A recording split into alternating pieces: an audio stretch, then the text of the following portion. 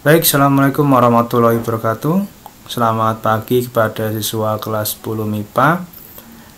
Kita masih berada pada materi bab 2 yaitu gerak lurus, di mana pada video kali ini kita akan masuk di materi kedua yaitu tentang gerak lurus beraturan.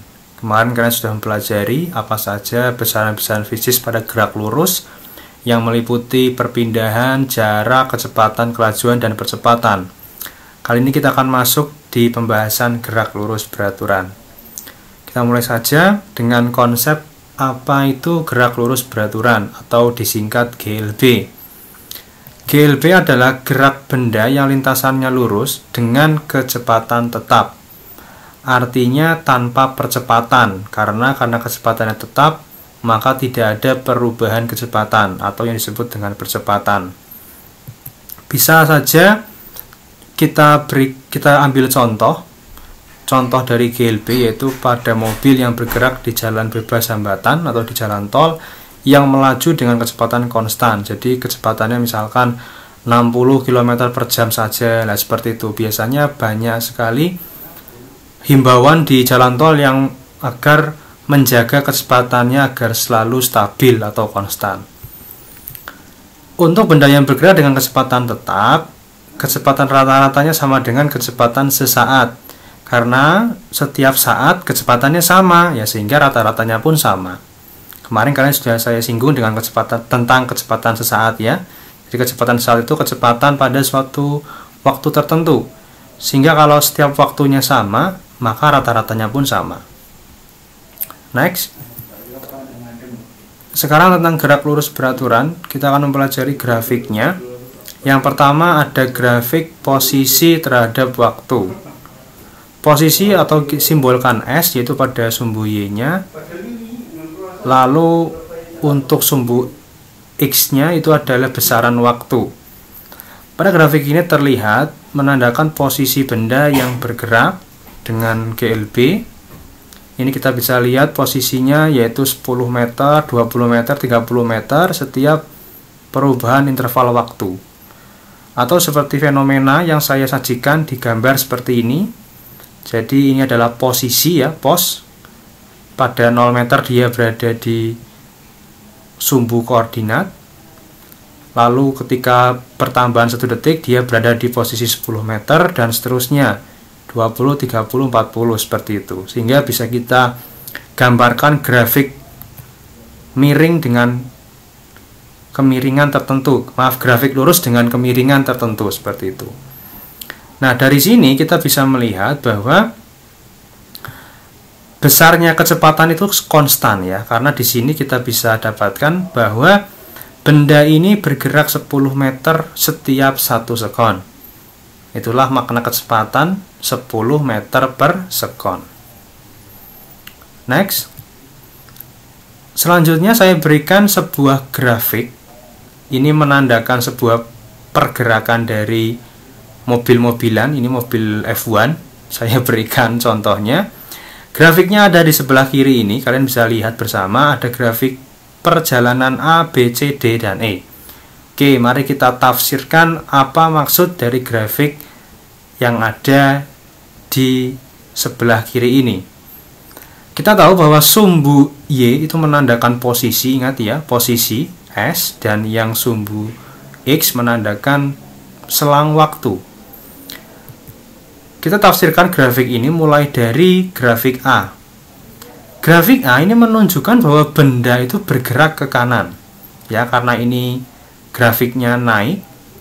Kita bisa tafsirkan ini dari posisi misalkan ya, ini 2 meter menuju 6 meter misalkan. Ya, jadi dia bergerak. Lalu kenapa bergerak ke kanan? Karena kita masih ingat bahwa perpindahan itu adalah vektor, sehingga ada arahnya. Sehingga ketika dia berpindah dari 2 meter ke 6 meter, maka dia bisa kita simulasikan seperti gambar di sebelah kanan. Nah, seperti ini, ya, dia bergerak ke kanan. Lalu kita tafsirkan grafik B. Grafik B ini kita bisa lihat selama selang waktu T1 hingga T2, benda berada pada posisi yang sama, ya, karena dia berada di posisi 6 meter misalkan tadi, di sini terus. Itu bisa kita tafsirkan bahwa benda itu diam. Ya, ketika sampai di sini dia itu berhenti, tidak bergerak. Lanjut grafik C, ini grafiknya turun dalam selang waktu T2 hingga T3, artinya posisinya berubah dari posisi misalkan ini tadi 6 meter ke 0 meter.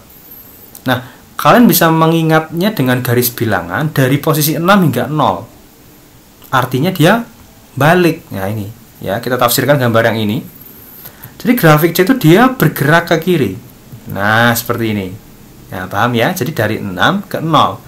Untuk garis putus-putus ini adalah garis bilangan. Ini ibaratkan ini adalah sebuah garis bilangan. Ini yang garis putus-putus menandakan 0 meter. Lanjut, grafik D.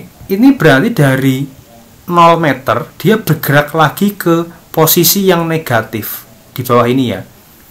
Sehingga bisa kita tafsirkan lagi bahwa grafik D itu benda bergerak ke kiri lagi. Nah, ini kita bisa lihat simulasinya. Nah, ya, bergerak ke kiri lagi. Misalkan sampai min 2 meter begitu ya. Di sini kan min 2. Nah, setelah itu grafik E dia dari posisi yang negatif. Posisi negatif di sini artinya menunjukkan pada koordinat garis bilangannya ya. Dia kembali lagi ke posisi 0. Sehingga dari posisi negatif, koordinat negatif ke posisi 0. Berarti dia berbalik ke arah kanan. Nah, ini bisa dilihat simulasinya di sebelah kanan seperti ini. Nah, seperti itu. Nah, inilah penafsiran grafik S terhadap T. Begitu, paham ya? Lanjut.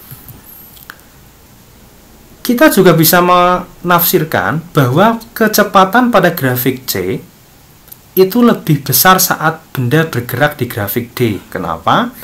Kita bisa tahu perpindahan pada grafik C itu sangat ekstrim sekali ya. Dari misalkan ini 6 meter tadi menuju 0, itu dalam selang waktu yang relatif lebih singkat ketimbang perpindahan yang dilakukan di grafik D yang posisinya berpindah tidak terlalu ekstrim, misalkan dari 0 menjadi 2, dengan selang waktu yang relatif besar.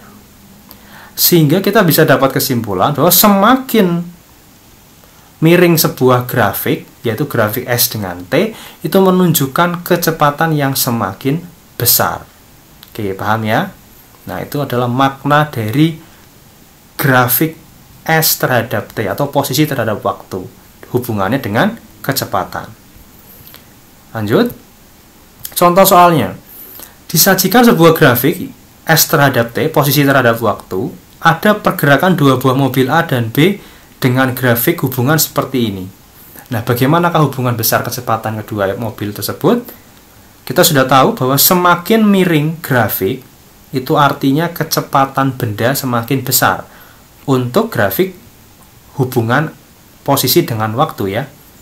Nah, sehingga kita bisa dapatkan bahwa kecepatan mobil A itu lebih besar daripada mobil B. Karena kita bisa lihat perpindahannya dari sini menuju sini itu memakan waktu yang relatif lebih singkat daripada perpindahan yang dilakukan oleh B, yang perpindahannya pun juga posisi akhirnya tidak sejauh posisi A, dan dia menghabiskan waktu yang relatif lebih lama dari grafik yang A.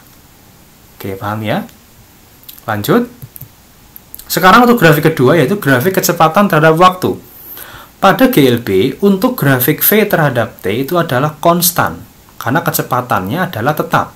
Sehingga bisa kita tafsirkan, kita bisa buat grafik bahwa kecepatan terhadap sumbu X atau kecepatan terhadap waktu itu bisa ditafsirkan sebagai garis lurus, karena dia stabil.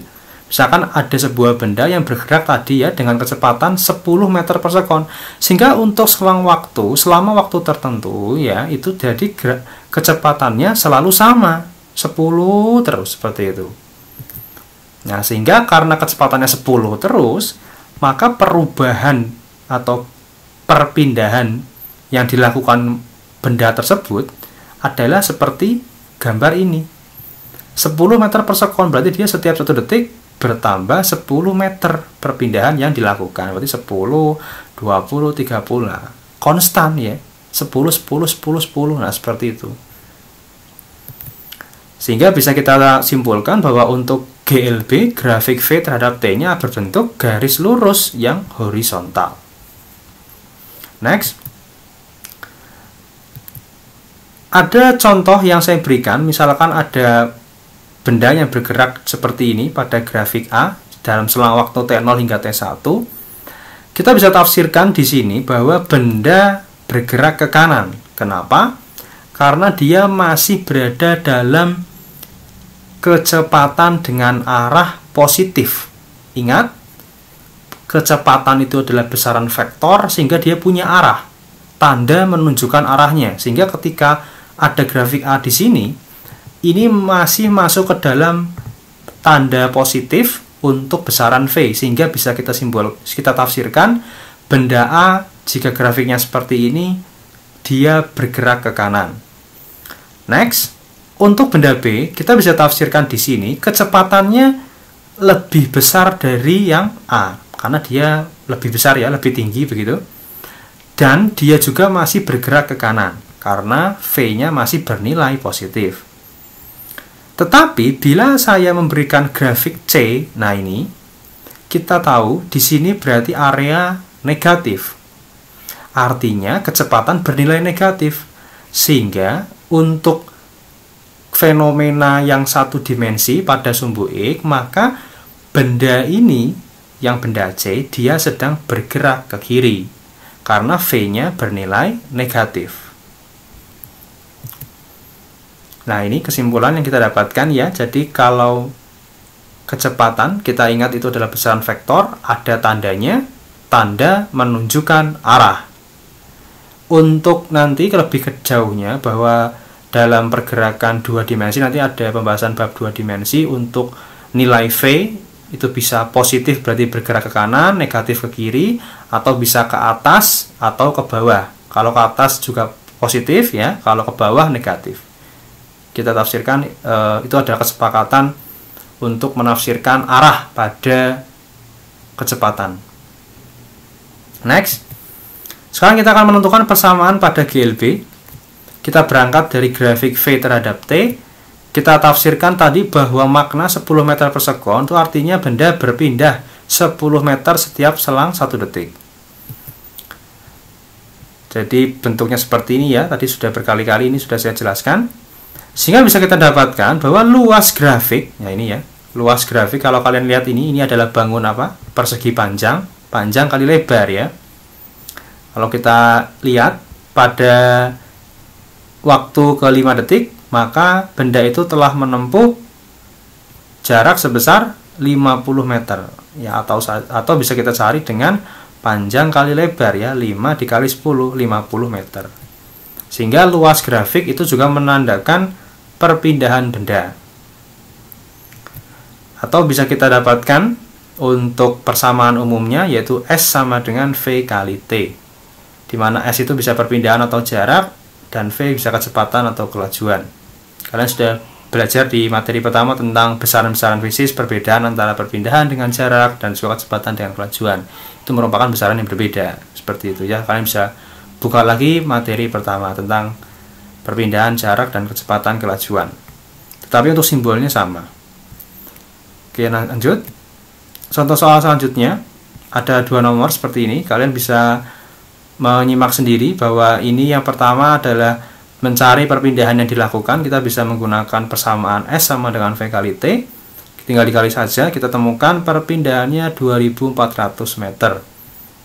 Untuk soal nomor 2, ini ada kecepatan dalam kilometer per jam. Jadi ini merupakan besaran yang umum digunakan dalam sehari-hari. Kalau kalian melihat kendaraan itu kecepatannya dalam kilometer per jam. Sama saja kalau dalam SI, V itu meter per sekon. Kalian bisa juga misalkan nanti ketemu soal-soal, bisa mengkonversi sendiri satuan kilometer per jam menjadi meter per sekon. Misalkan ini ya, 36 km per jam dijadikan meter per sekon, berarti bisa 36.000 meter ya. karena kilometer ke meter turun 3 dibagi 3600 seperti itu. Jadi 36 km per jam itu sama saja dengan 10 meter per sekon. Seperti itu ya. Next. Nah, ini ada satu soal lagi. Jadi ada dua mobil yang mula-mula terpisah 1000 meter, dia bergerak berlawanan seperti itu ya. Jadi saling mendekat dengan kecepatan masing-masing 15 dan 5. Pertanyaannya, kapan kedua mobil berpapasan dan di mana? Oke, yang pertama kita cari dulu bahwa untuk kejadian ini kita tahu bahwa kecepatan kedua benda ini sama, sehingga ketika dia saling mendekat, dia akan menghabiskan masing-masing perpindahan SA dan SB. Sehingga ketika dia sedang papasan, maka penjumlahan SA dan SB sama dengan 1000. Ya, logikanya seperti itu. Nah, jadi prinsipnya adalah jumlah jarak kedua mobil sama jarak pisah awal. Sehingga S ini ya 1000 ya penjumlahan SA dan SB. Lalu kita substitusi persamaan GLB-nya. SA berarti VT, VAT, SB berarti VBT. S-nya 1000 ini. Sehingga kita dapatkan waktunya adalah saat detik ke-50 setelah kedua benda ini bergerak. Seperti itu ya. Lalu yang B di mana? Nah, di mananya berarti saat mobil A sudah bergerak begini dan mobil B bergerak begitu. begitu ya. Nah, ini terjadi saat papasan, maka jarak SA ditambah SB sama dengan 1000 ya, ini yang tadi. Sehingga kita tinggal substitusi saja untuk waktu yang saat papasan ya. Sehingga kita dapatkan SA berarti 750 meter ya. Kita terbukti bahwa karena SA itu kecepatannya lebih besar, maka dia akan menempuh jarak yang lebih besar. Lalu yang benda B, yang bis ini menempuh 250 meter, sehingga papasannya di posisi seperti ini.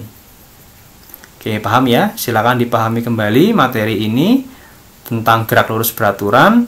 Setelah itu kalian bisa mengerjakan soal-soal yang saya berikan. Ini soal nomor 1, silakan dipahami.